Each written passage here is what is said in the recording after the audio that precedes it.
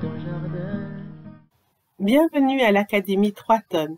Nous allons explorer ensemble dans cet enseignement la cellule et le corps. Dans cette leçon, nous allons voir comment la cellule et le corps se reproduisent.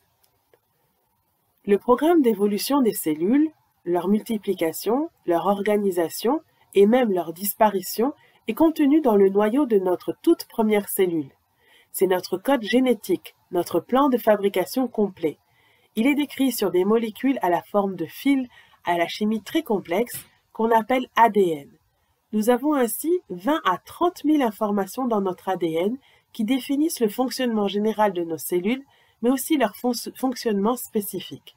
Notre taille, notre morphologie, la couleur de nos yeux, de nos cheveux, de notre peau, tout est inscrit là, dès le départ, à partir de l'ADN de notre première cellule. Cette première cellule, identique en apparence, va donner des êtres vivants aussi différents qu'un papayer, un poisson, un léopard ou l'être humain.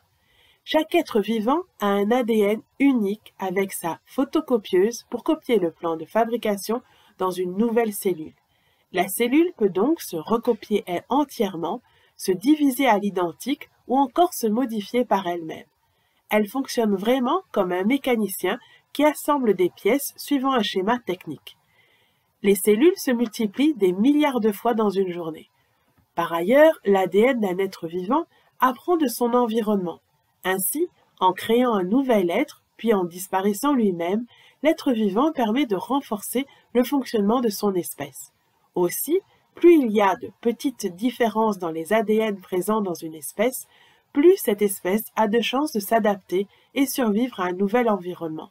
C'est pour cette raison que les cellules des animaux et des humains ont besoin que deux ADN différents, provenant de deux êtres différents, s'associent pour faire un nouvel être.